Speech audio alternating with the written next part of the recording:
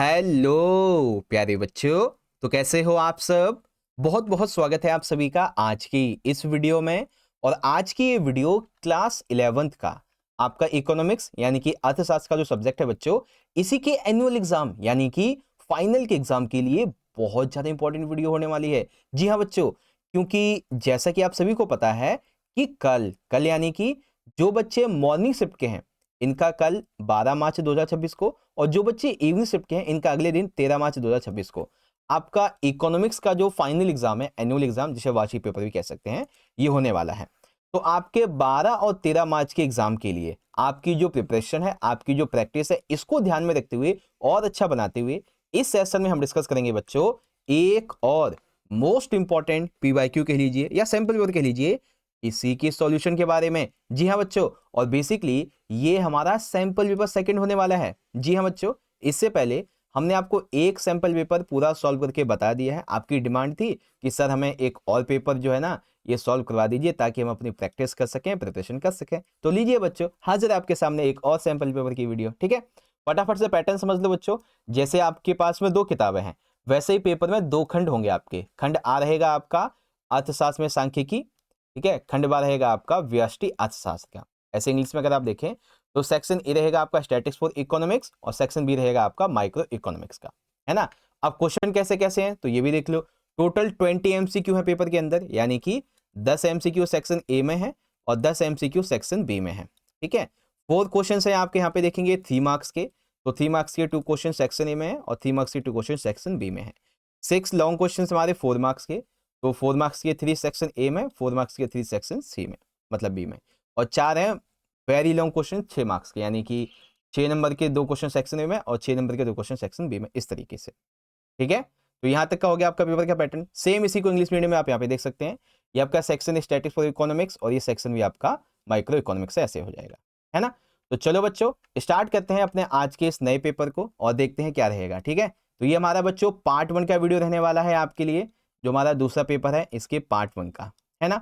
और हाँ बच्चों, वीडियो स्टार्ट करने से पहले आप सभी बच्चों को एडवांस में मेरी तरफ से आपके एग्जाम के लिए wish you very very all the best. ठीक है बच्चों, तो चलिए शुरुआत करते हैं आज की इस वीडियो को। तो चलिए शुरू करते हैं। यहाँ पे आप देख सकते हैं बच्चों, आज के इस पेपर का जो हमारा सबसे पहला वाला सेक्शन है, सेक्शन नंबर ए, जो कि 40 नंबर का आएगा, वो शुरुआत हो जाता है। सेक्शन की जो किताब है उसका क्या नाम है, अर्थशास्त्र में सांख्यिकी, यानी कि स्टैटिक्स फॉर इकोनॉमिक्स।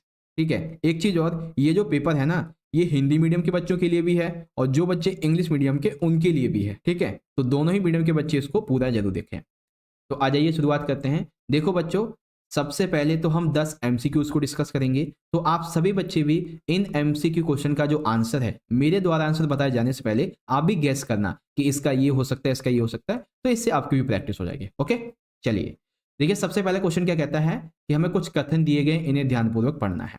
तो सबसे पहला कथन क्या कहता है, श्रृंखला में माध्यिका की गणना करते समय जो आंकड़े होते हैं इनको या तो हमें आरोही क्रम में लिखना होता है या फिर अवरोही क्रम में व्यवस्थित करना पड़ता है। ठीक है, ये बात बिल्कुल सही है। दूसरा कथन क्या कहता है, माध्यिका क्या है, तो माध्यिका वह पद है जो कि श्रृंखला को 2 बराबर भागों में डिवाइड करती है। तो ये भी बिल्कुल सही है। अर्थात क्या बोलेंगे हम, हमारे जो दोनों कथन है, कथन 1 और कथन 2, ये दोनों ही सत्य हैं। ओके, तो आपका जो ए वाला ऑप्शन है बच्चों ये एकदम करेक्ट हो जाएगा। ओके, चलिए इसी प्रकार से इंग्लिश में आपकी स्टेटमेंट 1 भी राइट है, स्टेटमेंट सेकंड भी राइट है, तो ऑप्शन यहाँ पे आपका ए वाला एकदम करेक्ट है। चलिए आगे बात करते हैं। अब देखो क्वेश्चन नंबर सेकंड, ये क्वेश्चन बहुत इंपॉर्टेंट है बच्चों। अर्थशास्त्र को परिभाषित किया जा सकता है कि लोग डैश कैसे करते हैं का अध्ययन, यानी कि हम जो इकोनॉमिक्स पढ़ रहे हैं इसको डिफाइन हम कर सकते हैं एक स्टडी के रूप में। तो वो स्टडी जो है वो किसकी होती है, स्टडी होती है बच्चों satisfaction with proper use of scarce resources, यानी कि जो संसाधन है उसका उचित ढंग से उपयोग करना, इसी को हम अर्थशास्त्र बोलते हैं। तो ऑप्शन आपका जो ये है कि दुर्लभ संसाधनों को उचित उपयोग से संतुष्टि, ये होता है आपका। ठीक है, इसी प्रकार से आपका इंग्लिश में है। ओके, तो चलिए अब हम बात करते हैं अपने अगले क्वेश्चन की।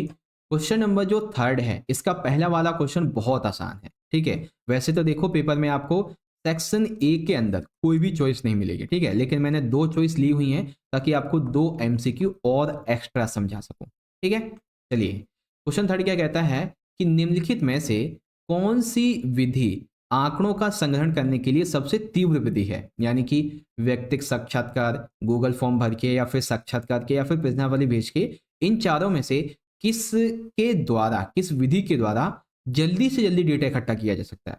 ठीक है, तो वो तरीका कौन सा है, वो है गूगल फॉर्म भर के। ऑप्शन बी आपका करेक्ट है। ओके, अब अथवा देखिए क्या है बच्चों, केंद्रीय प्रवृत्ति का सर्वाधिक प्रयोग किए जाने वाला माप है, तो किसके लिए उपयोग होता है, वो होता है बच्चों बहुलक। क्या बोलते हैं उसको, बहुलक। इसी प्रकार से इंग्लिश में which of the following methods is the fastest method of collecting data. It is called by filling out a Google form. The most commonly used measure for center tendency is polymer. अच्छा, question fourth ये आपका mathematics का है, ध्यान से समझो। जब आपसे ये कहा जाए कि हमने जो है 200 खेतों के गांव में फसल के ढांचे को जानने के लिए एक अध्ययन किया। ठीक है, अध्ययन में क्या सामने आया, तो सर्व शिक्षित 50 खेतों में से 50% केवल गेहूं उगाते हैं, यानी कि टोटल 100 खेत थे, उन 100 में से जो 50 खेत हैं उनमें से 50 जो है वो क्या उगाते हैं, गेहूं उगाते हैं। तो आपको जनसंख्या का प्रतिदर्श पहचानना है। तो अब आप ध्यान से देखो, पहले क्या कहा इन्होंने कि सर्व शिक्षित 50 खेतों में, ठीक है, 50% 200 के कितने हो गए, 100 हो गए। अब इन 100 का 50% कितना निकाल लेंगे, तो 100 का 50% कितना आ जाएगा, 50, है ना। तो कितना बचा, जनसंख्या कितनी हो गई है, 200, और प्रतिशत कितना हो गया है, 50 हो गया। ठीक है, तो ऑप्शन आपका यहाँ पे एकदम डी राइट हो जाएगा। इंग्लिश में आ जाते हैं तो इसी प्रकार से आप इसे पढ़ सकते हैं, ऑप्शन आपका डी एकदम करेक्ट होगा। क्वेश्चन नंबर 5 है बच्चों, समावेशी श्रृंखला के संदर्भ में दिए गए कथनों में से सही का चयन कीजिए। तो समावेशी जो श्रृंखला होती है, ठीक है, इंक्लूसिव जो सीरीज होती है उसके बारे में, तो सबसे पहले क्या दिया हुआ है कि ऊपरी सीमा का मान पिछले वर्ग अंतराल में शामिल होता है, नहीं होता। फिर एक वर्ग अंतराल की ऊपरी सीमा और अगले वर्ग अंतराल की निम्न सीमा के बराबर होता है, ऐसा भी नहीं होता है। ऊपरी सीमा का मान उसी वर्ग अंतराल में शामिल होता है, हाँ ये वाला सही है, सी वाला आपका राइट हो जाएगा कि जो समावेशी श्रृंखला होती है उसमें ऊपरी सीमा का जो मान होता है वो उसी वर्ग अंतराल में बेसिकली शामिल होता है। ठीक है, तो ऑप्शन आपका यहाँ पे सी एकदम करेक्ट हो जाएगा। The upper limit value is included in the same class interval.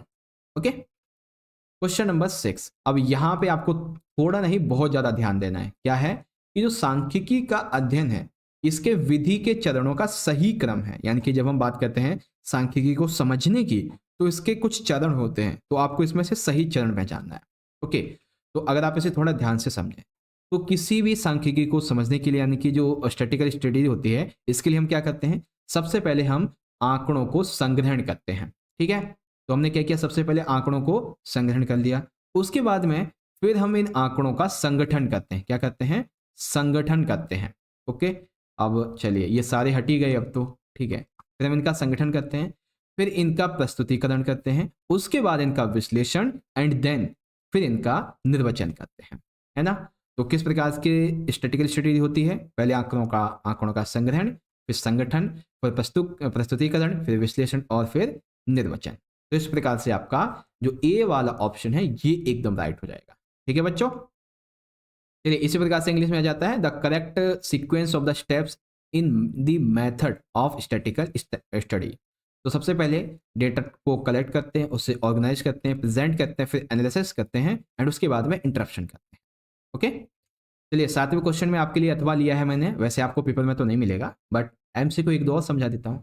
तो क्वेश्चन 7 क्या कहता है, रैंक किए गए चर को मापने के लिए निम्नलिखित में से सहसंबंध गुणांक का उपयोग किया जाता है। तो उसका क्या नाम है, जो कि रैंक किए गए चर को मापने के लिए होता है सहसंबंध गुणांक, तो उसको बोलते हैं स्पीयरमैन। क्या बोलते हैं, स्पीयरमैन।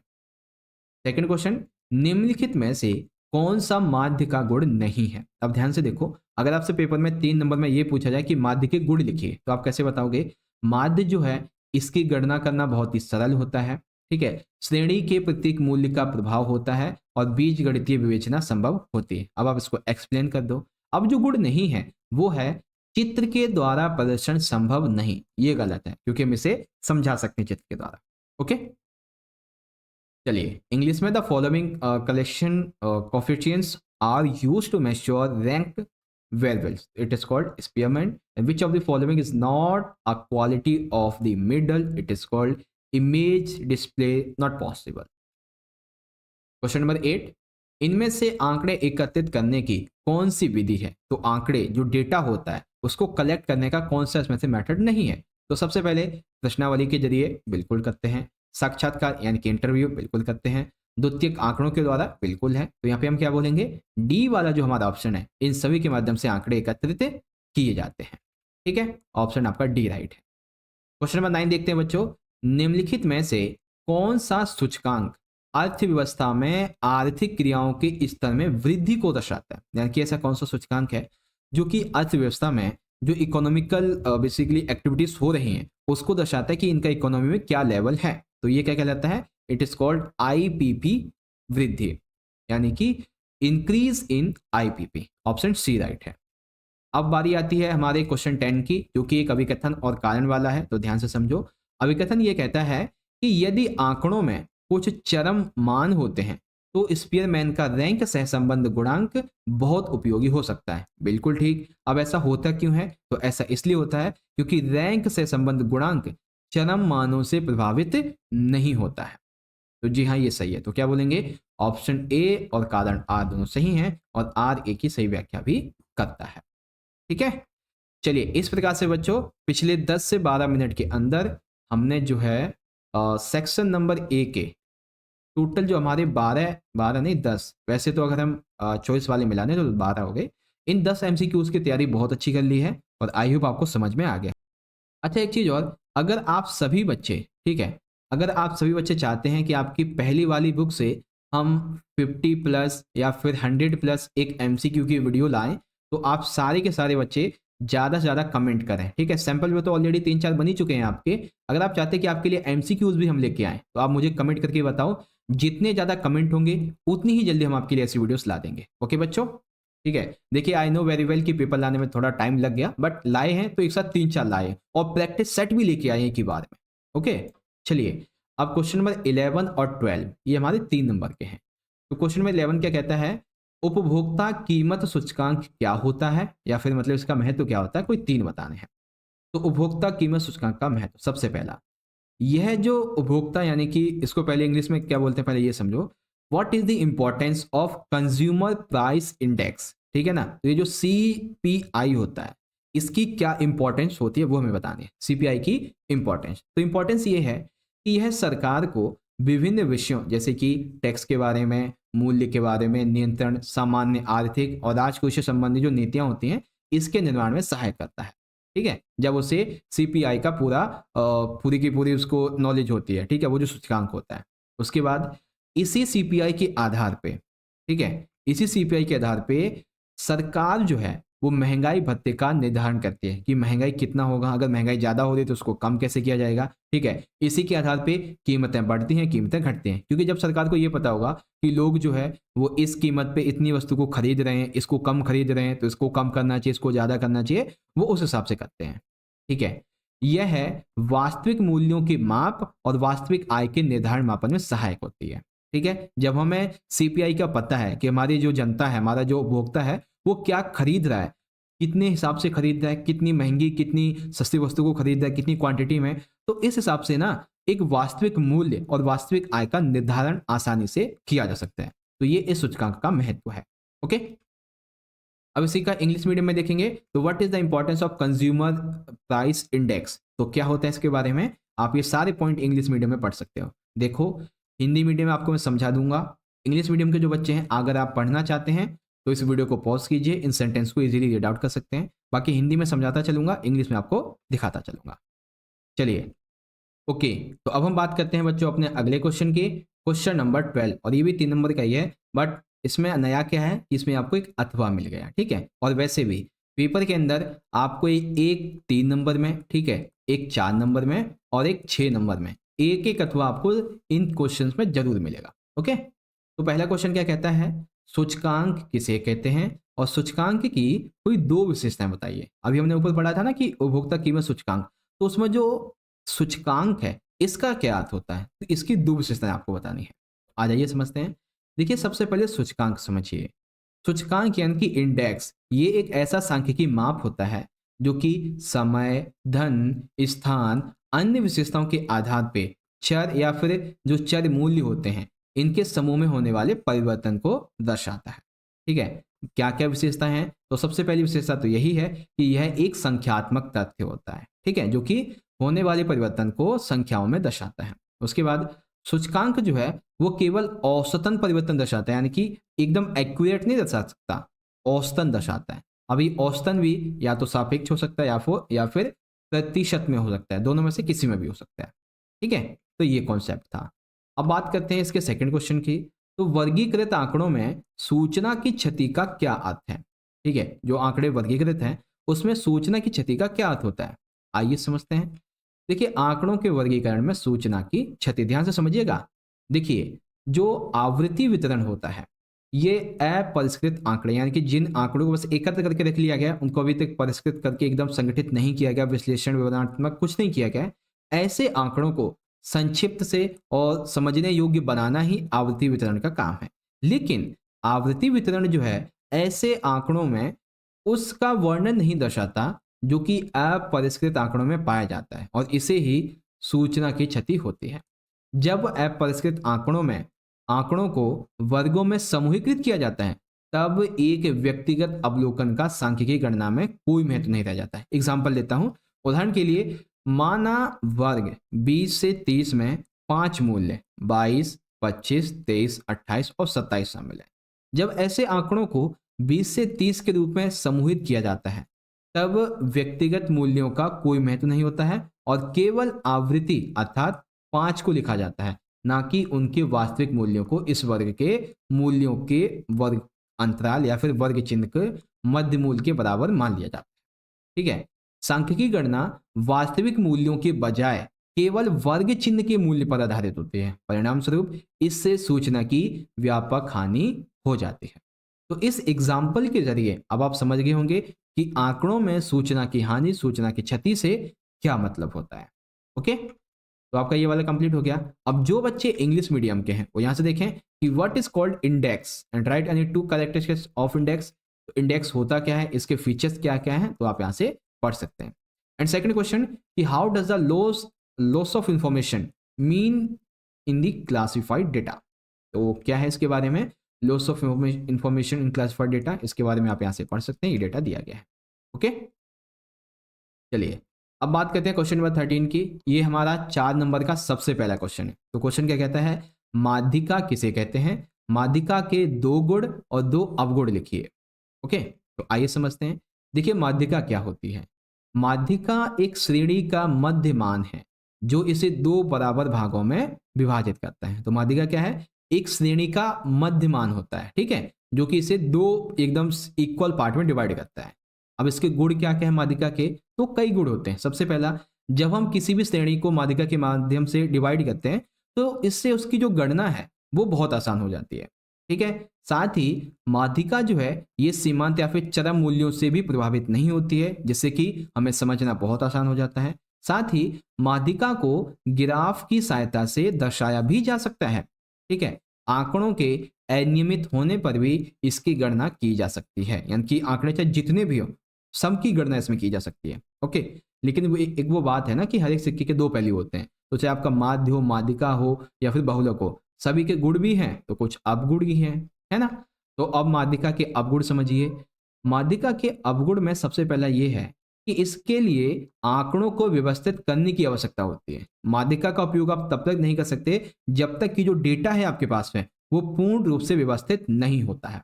ठीक है, यह सभी सभी मदों पर आधारित नहीं होता है, ये भी है। इसका बीज गणितीय उपयोग ना के बराबर है या फिर है ही नहीं। यह मदों के उतार चढ़ाव से प्रभावित होता है। हाँ, ये है, जब मद आगे पीछे होगी यानी कि कम ज्यादा होगी तो सिंपल सी बात है माध्यिका प्रभावित तो होगी ही होगी, क्योंकि ये तो एक जो व्यवस्थित आंकड़े होते हैं उस पर डिपेंड करती है, और अगर वही कम ज्यादा होगा तो प्रभावित तो होगी, सिंपल सी बात है ना। तो ये चीज थी माध्यिका के अवगुण के बारे में। ओके बच्चों, अब बात करते हैं अगले क्वेश्चन की। पहले इसको इंग्लिश में देखो, व्हाट इज कॉल्ड मीडियन। तो मीडियन क्या होता है और इसके 2 मेरिट्स यानी कि इसकी प्रॉपर्टीज कह सकते हैं, इसके फीचर्स कह सकते हैं या फिर इसकी पॉजिटिव इंपैक्ट कह सकते हैं। उसके बाद इसकी डीमेरिट्स क्या होती हैं, तो डीमेरिट्स क्या मीडियन की, उसके बारे में आप यहाँ से इसको पढ़ सकते हैं। ओके, चलिए अब है क्वेश्चन नंबर 14। बड़े ध्यान से समझो बच्चों। आरेखों के निर्माण के लिए सामान्य दिशा निर्देश, इसके गुण और दोष का वर्णन कीजिए। और दोस्तों जी इतने बड़े बड़े क्वेश्चन, वैसे तो 6 नंबर का है, बड़े ध्यान से समझो। जो आरेख हम बनाते हैं इसके निर्माण के लिए कुछ सामान्य निर्देश बताइए, 2 गुण और 2 अवगुण यानी कि दोष बताओ। आइए समझते हैं आरेखों के निर्माण के लिए सामान्य दिशा निर्देश क्या होते हैं।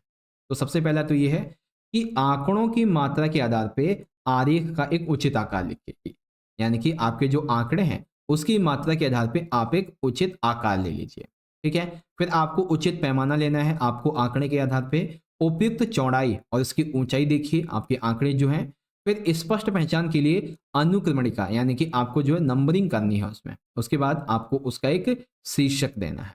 तो आरेख निर्माण के लिए ये दिशा निर्देश बहुत ज़्यादा जरूरी है। अभी आपको एक 6 मार्क्स में मैं आपको आरेख निर्माण से संबंधित एक क्वेश्चन भी समझाऊंगा, अभी आगे चल के देखेंगे। ठीक है, अब जब हम किसी भी डेटा को आरेख के माध्यम से प्रस्तुत करते हैं तो इसके कुछ गुण भी होते हैं, इसके कुछ दोष भी होते हैं। तो गुण ये होता है कि ये सबसे सरल और शीघ्र तरीके से किसी भी स्टूडेंट के द्वारा इसको समझा जा सकता है। ठीक है, डेटा को अधिक ठोस और आसानी से समझने योग्य अनुवादित करता है, बहुत अधिक प्रभावी है, आकर्षक है और अधिक समय तक प्रभावित रहता है। लोगों को आसानी से डेटा ये याद भी हो जाता है। ठीक है, अब कहीं ना कहीं इसके कुछ दोष भी हैं। तो दोष क्या है, तो ये केवल जो है ना ये आरेख ये तुलना के लिए उपयुक्त हो सकता है। इसमें आसानी से गलती हो सकती है, सीमित जानकारी होती है और इसका पुनः विश्लेषण नहीं किया जा सकता। यानी कि एक बार आपने ये आरेख प्रस्तुतिकरण कर दिया ना तो उसमें आप चेंजेस नहीं कर सकते। अगर चेंज करोगे तो पूरा डेटा ही खराब हो जाएगा, आपका पूरा आरेख खराब हो जाएगा। ठीक है, तो ये है आरेखीय प्रस्तुतिकरण के सामान्य दिशा निर्देश, गुण और दोष। अब सेकंड क्वेश्चन समझिए क्या है कि सांख्यिकी किसे कहते हैं और सांख्यिकी के कोई 3 कार्य लिखिए। तो बहुत इंपॉर्टेंट है भाई, सांख्यिकी का अर्थ इसके कार्य। देखिए सांख्यिकी को 2 अर्थों में हम परिभाषित करते हैं, एक है एक वचन के रूप में और दूसरा है बहुवचन के रूप में। एक वचन के रूप में सांख्यिकी वह विज्ञान है जो किसी विषय पर प्रकाश डालने के उद्देश्य से संग्रह किए गए आंकड़ों का संग्रहण, वर्गीकरण, प्रदर्शन, तुलना और व्याख्या करने की विधियों की विवेचना करता है। नहीं समझे, ध्यान से समझो। देखो सांख्यिकी का एक वचन के रूप में क्या अर्थ है, एक वचन के रूप में सांख्यिकी जो है ये एक प्रकार की साइंस है, विज्ञान है, जो कि किसी भी विषय पर प्रकाश डालने के उद्देश्य से उसके लिए जो आंकड़े संग्रहित किए जाते हैं उन आंकड़ों का संग्रहण, उन आंकड़ों का वर्गीकरण, प्रदर्शन, तुलना और व्याख्या, ऐसी विधियों को हम एक वचन के रूप में सांख्यिकी कहते हैं। फिर बहुवचन के बारे में आ जाता है। तो संख्यात्मक तथ्यों के समूह है ये बहुवचन में, जिन्हें एक दूसरे से संबंधित रूप में प्रस्तुत किया जा सकता है तथा जो पर्याप्त सीमा तक अनेक प्रकार के कारणों से प्रभावित होते हैं। अब बात आती है कि सांख्यिकी के कार्य क्या है। अब यही कार्य आपसे केवल और केवल ये जो कार्य है ना, यही आपसे 3-4 नंबर में अलग से पूछे जा सकते हैं। तो कार्य क्या है, सांख्यिकी जो है वो जटिल तथ्यों को भी बहुत ही सरल और संक्षिप्त कर देती है।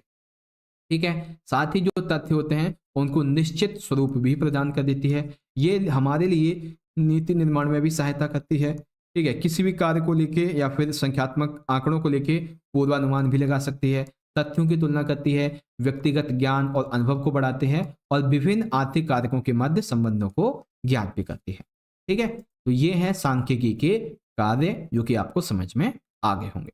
ओके, अब इन दोनों क्वेश्चन को इंग्लिश में देखिए कि describe the general guidelines, merits and demerits of construction diagram. ठीक है, जनरल गाइडलाइंस आपको बतानी है डायग्राम के बारे में, इसकी मेरिट्स और डिमेरिट्स ये आपको बतानी है।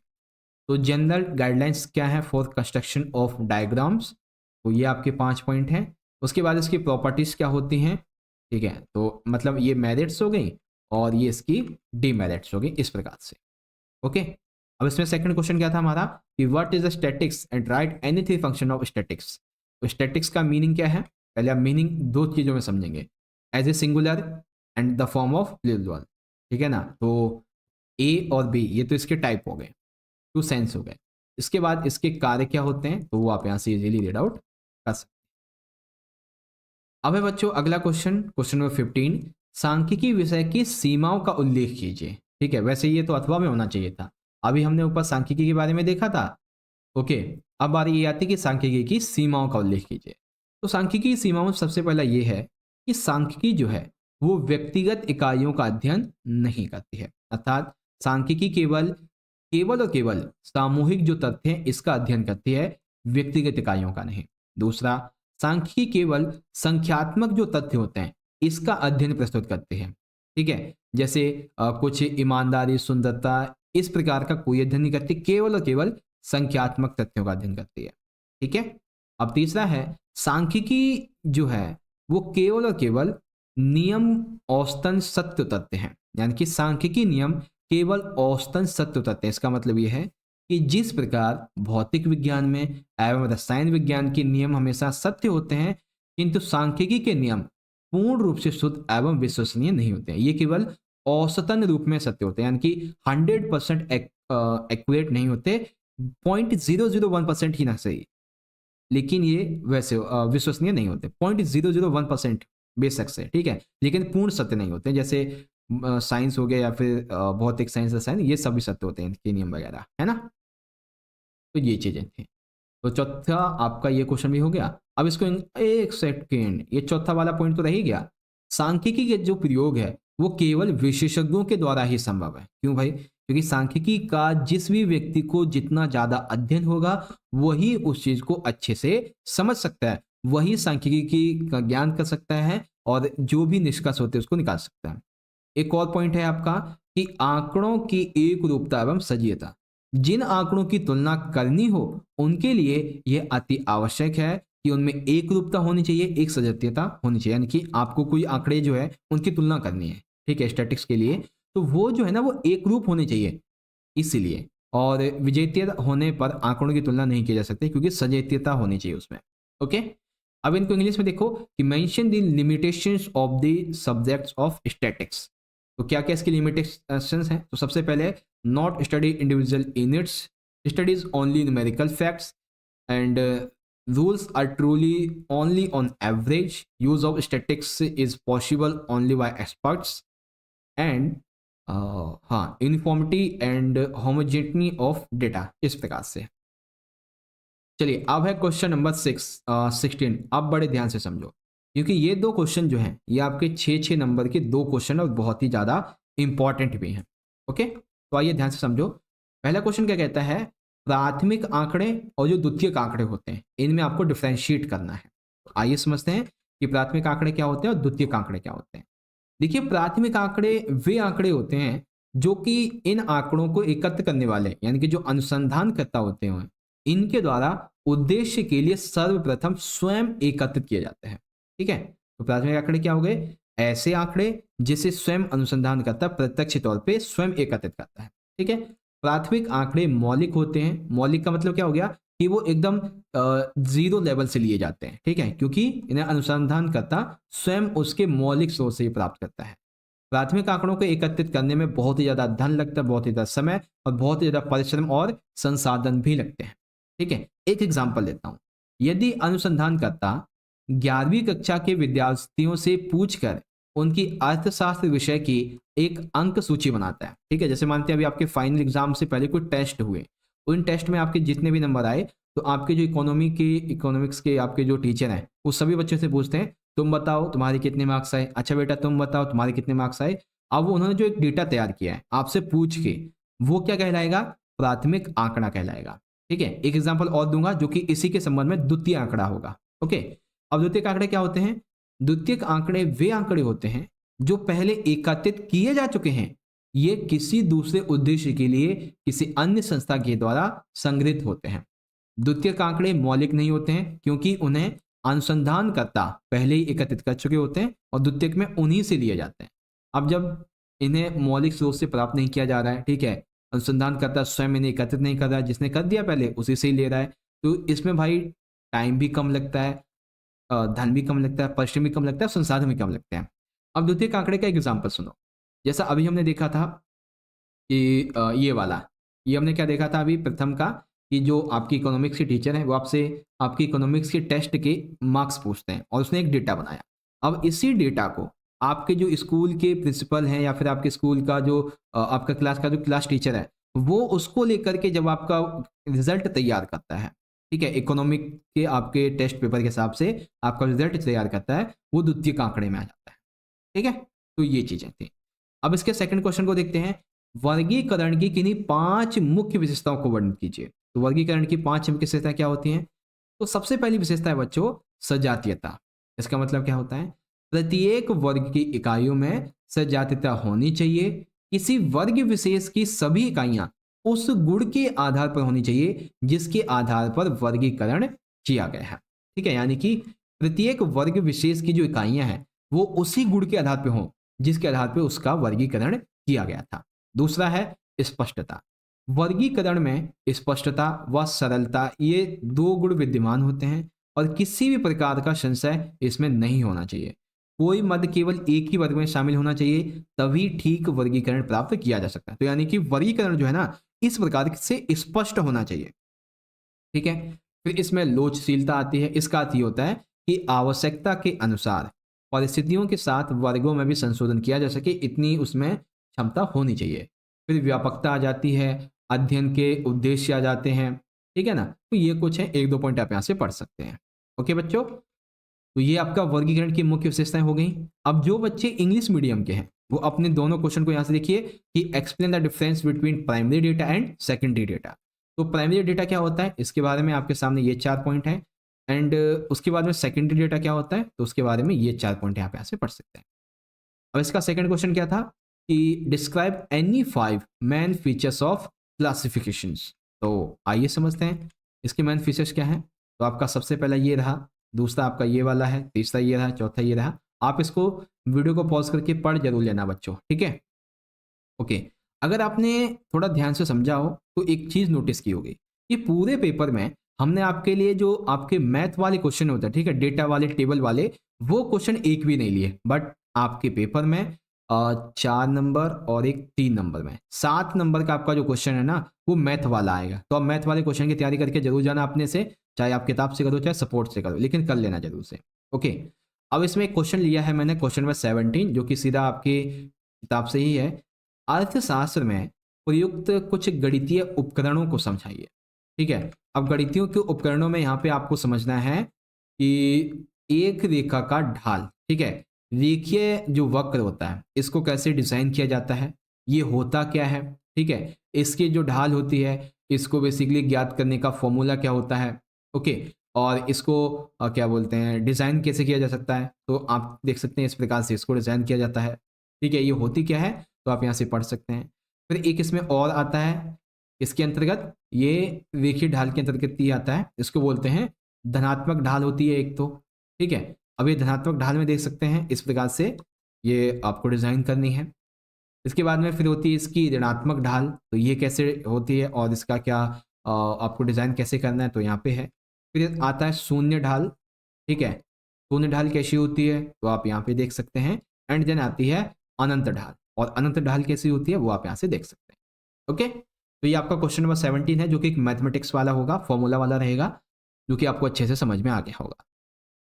ओके, तो इस तरह से प्यारे बच्चों आप सभी ने मेरे साथ मिलकर आज की इस वीडियो में क्लास 11th के अपने इकोनॉमिक्स के फाइनल के एग्जाम के लिए जो हमारा दूसरा वाला सैंपल पेपर था बच्चों, इसको सॉल्व कर लिया है। ठीक है, अब हमारा ना जो खंड नंबर 12 है बच्चों, ठीक है, जिसे आप सेक्शन बी भी कह सकते हैं, व्यष्टि अर्थशास्त्र का, यानी कि माइक्रो इकोनॉमिक्स, ये रह गया है।